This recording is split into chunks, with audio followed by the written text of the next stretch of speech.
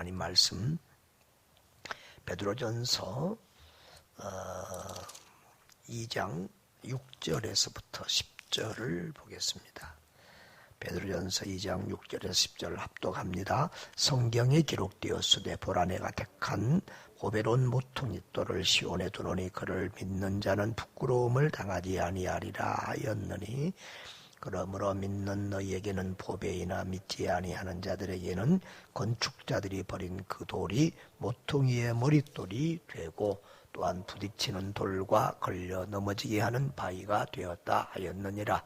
그들이 말씀을 순종하지 아니함으로 넘어지나니 이는 그들을 이렇게 정하신 것이라.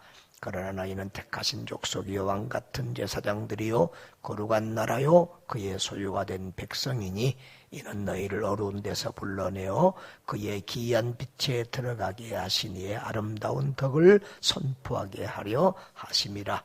너희가 전에는 백성이 아니다니 이제는 하나님의 백성이요 전에는 공유를 얻지 못하였더니 이제는 공유를 얻은 자니라. 아멘. 베드로전서는 한마디로 말하면 고난받는 성도들에게 주시는 위로와 격려의 메시지입니다. 고난 중에 있는 성도들에게 산소망이 되신 하나님을 바라보게 하고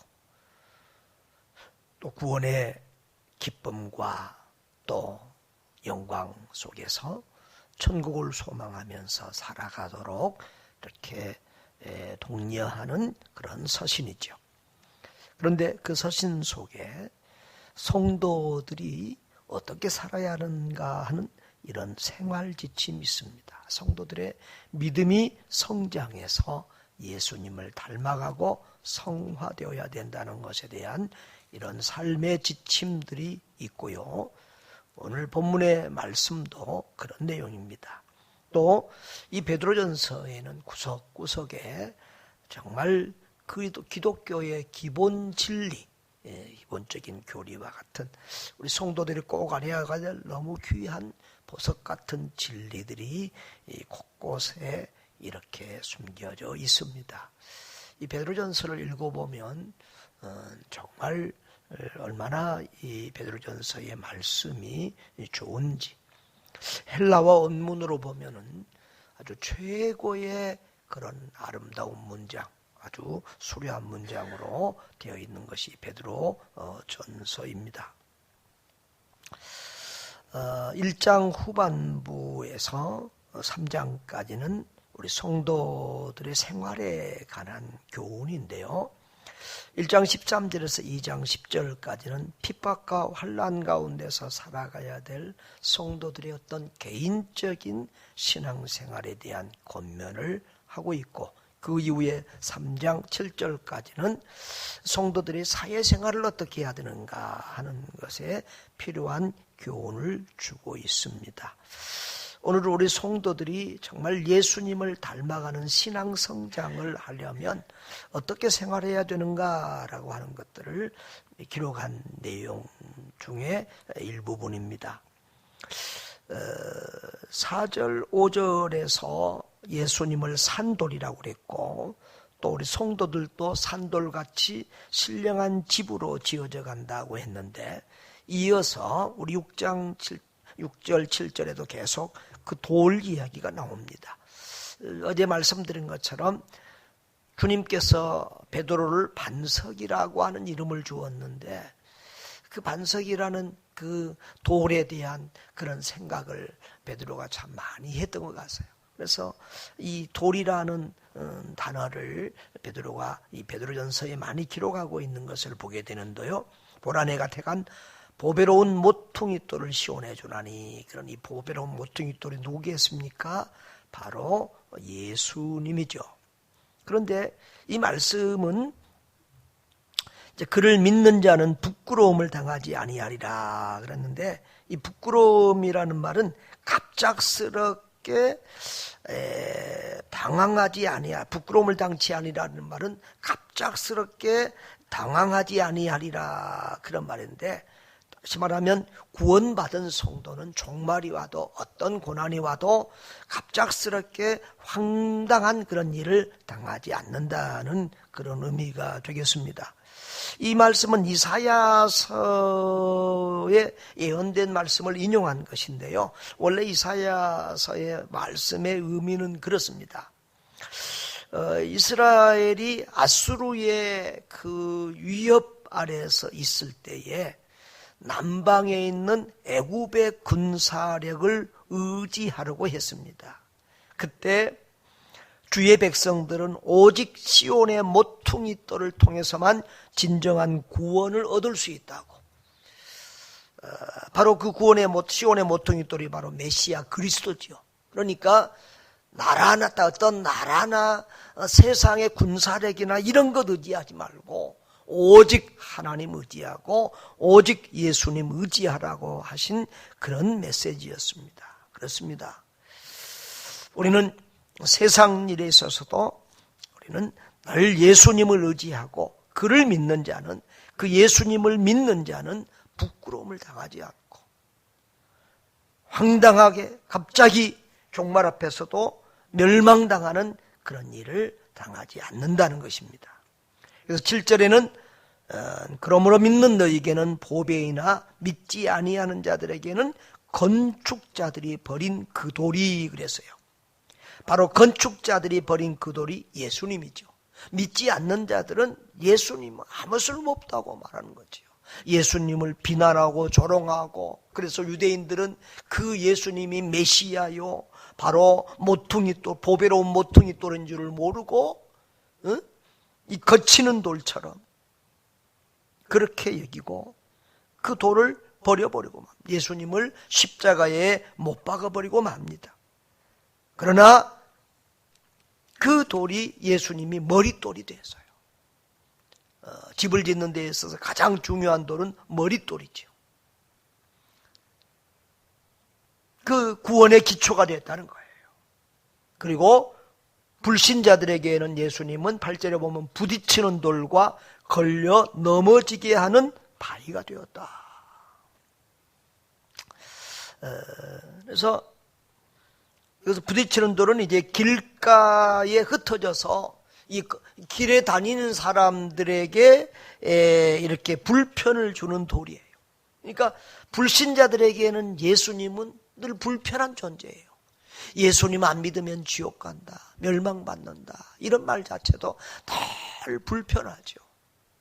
예수만이 구원이다, 예수만이 진리다, 예수만이 길이요 진리요 생명이니 그를 통하지 않고는 하나님 앞에 나갈 수 없다. 그래서 그 예수님을 전하고 예수를 믿는 우리 기독교인들도 불편하고 예수도 불편하고, 그래서 자꾸 세상은 이렇게 차별금지법을 만들어서 기독교에만 구원이 있다고 말하지 말아라, 예수만 믿어야 구원받는다고 말하지 말아라, 모든 종교는 같은 것이고 모든 사람은 같은 것이고, 이런 식으로 자꾸만 이렇게 해가고 거기에 이제 더해서 또 성적인 차별까지 다 없어서 이렇게 동성애까지도 허락하려고 하는 이런 모양으로까지 나가고 있습니다.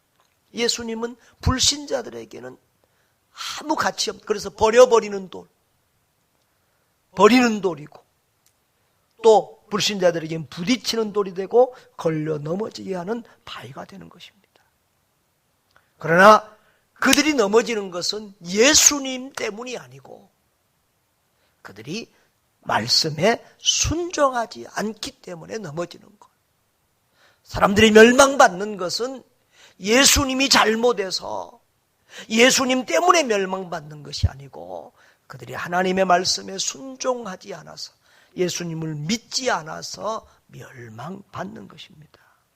그리고 그런 모든 것은, 이 구원과 예정과 이런 모든 것들은 다 하나님의 섭리와 계획 속에 있는 것이라는 것이죠. 그런데 9절에 보면 그러나 너희는 택하신, 불신자들은 그런데 너희는, 그러면 구원받은 너희는 어떤 사람들이냐? 너희는 택하신 족속이요, 왕같은 제사장들이요, 거룩한 나라요, 그의 소유된 백성이라고 이렇게 말했습니다. 여기서 우리 그리스도인들을 이렇게 네 가지로 이렇게 말하는 것은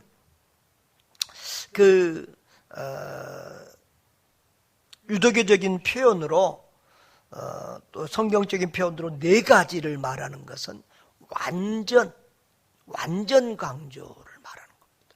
그러니까 정말 완전히 우리 그리스도인들은 특별한 그런 존재라는 거예요. 그래서 여기 보면 우리 그리스도인들은 몇 가지 신분으로 변화됐다고 그랬죠? 네 가지입니다.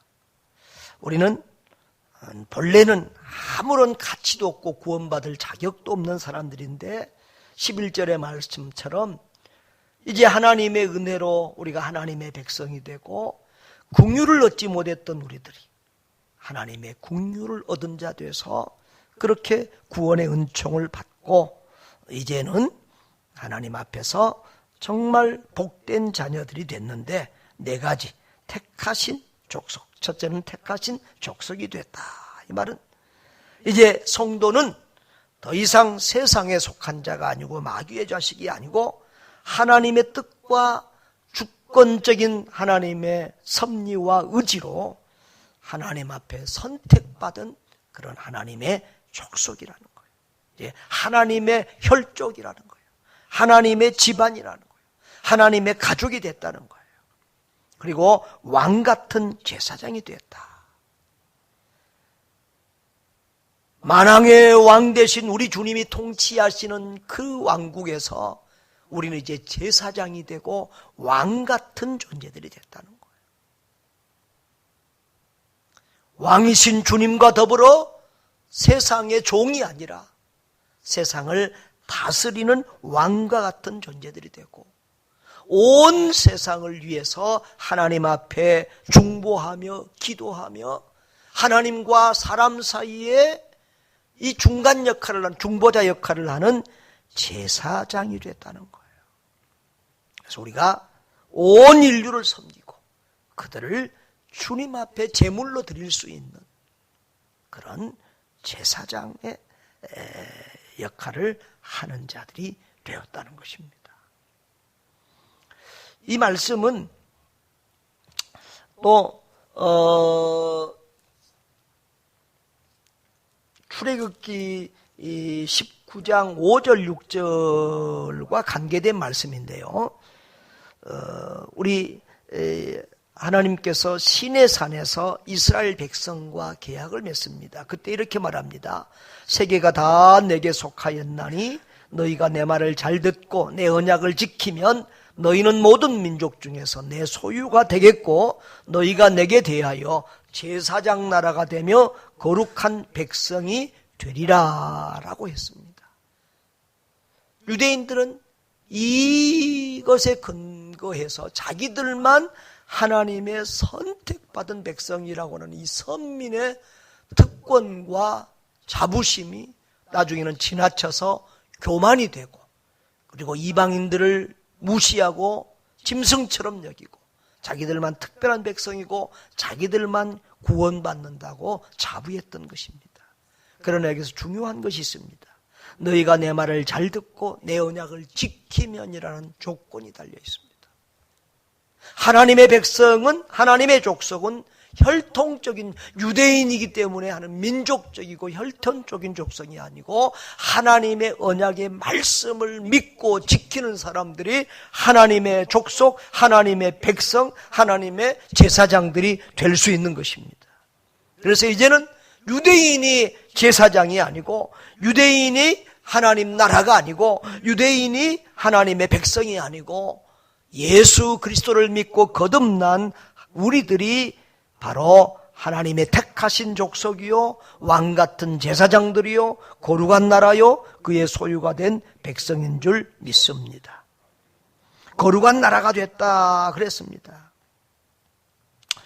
이렇게 구약의 이스라엘은 특별히 하나님과 더불어 교제하며 섬길 수 있는 그런 부름을 받은 특별한 민족이었지만 그들은 죄악과 우상 숭배와 그런 것들로 말미암아서 하나님 앞에 징계를 받고 이제 그 특권을 상실하고 이제는 예수 그리스도를 믿는 온 지상에 있는 모든 나라에 흩어진 그리스도인들이 이제 하나님의 공동체, 신앙 공동체, 교회를 이루고 또 그리고 주님과 교제하는 거룩한 나라가 되고 참 이스라엘이 된 줄 믿습니다.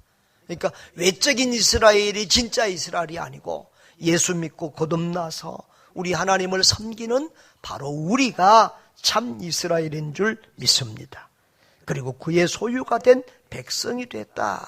이제는 하나님께서 그 아들 독생자 예수 그리스도의 핏값을 지불하시고 우리를 사셔서 우리를 하나님의 자녀 삼으시고 하나님의 백성 삼아 주셨습니다. 그래서 우리는 하나님의 보배로운 존재들이 되었습니다. 하나님을 아버지라고 부를 수 있는 특권을 받고 그 하나님을 우리의 왕으로 주님으로 섬길 수 있는 그런 영광을 누리게 되었습니다. 그런데 이런 네 가지의 특권, 이 영광을 주신 그 목적이 무엇이냐? 우리를 구원해서 이렇게 우리를 복된 위대한 하나님의 사람들로 삼아주신 목적은 무엇이냐? 이는 너희를 어두운 데서 불러내어 그의 비한 빛에 들어가게 하신 이의 아름다운 덕을 선포하게 하려 하심이라. 그랬어요.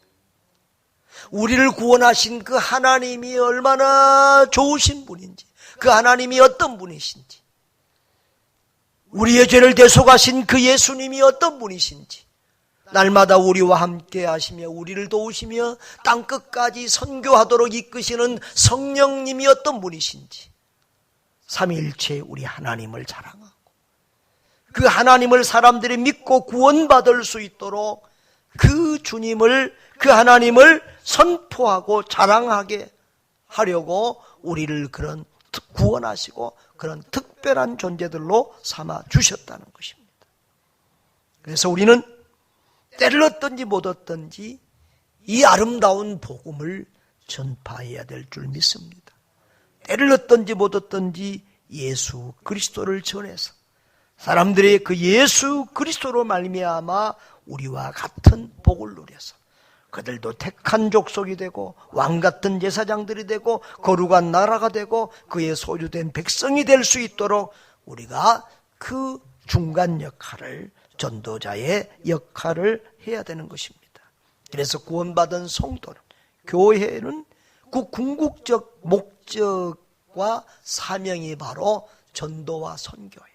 그러니까 교회가 사명이 7가지가 있는데 예배, 교육, 그리고 교제, 이런 것을 통해서 우리가 은혜 받고 힘을 얻고 믿음이 자라서 그리고 이제 그 믿음의 힘으로 봉사하고 구제하고 전도하고 선교하는 이런 일들을 해야 되는 것입니다. 그래서 교회는 모여야 돼. 모이는 교회. 그리고 모여서 은혜 받고 힘을 얻고 그 다음에는 흩어져서 세상의 빛과 소금의 역할을 감당하고 세상에서 전도와 선교의 사명을 감당하는 그런 성도, 그런 교회가 되어야 그것이 건강한 성도요, 건강한 교회가 되는 것입니다. 할렐루야. 우리는 하나님의 은혜 아래에 있던 사람들이 아니라 하나님의 백성이 아니라 마귀의 백성이었는데 하나님께서 우리를 특별히 사랑하셔서 우리에게 긍휼을 베풀어 주셔서 하나님의 백성 삼아 주셨습니다. 하나님께서 우리를 택하신 족속으로, 왕같은 제사장으로, 거룩한 나라로, 하나님의 소유된 백성으로 삼아 주셨습니다. 그것은 하나님의 동역자가 돼서 우리 하나님이 바라고 원하시는 영원 구원, 하나님 나라 확장과 완성을 위한 하나님의 동역자로 그렇게 우리 하나님을 자랑하고 전하는 자로 우리를 사용하기 위하여 우리를 그렇게 복 주신 줄 믿습니다.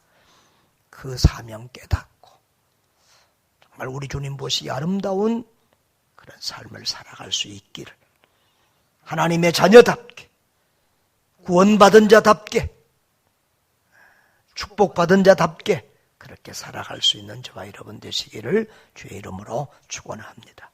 존귀하신 주님 감사합니다.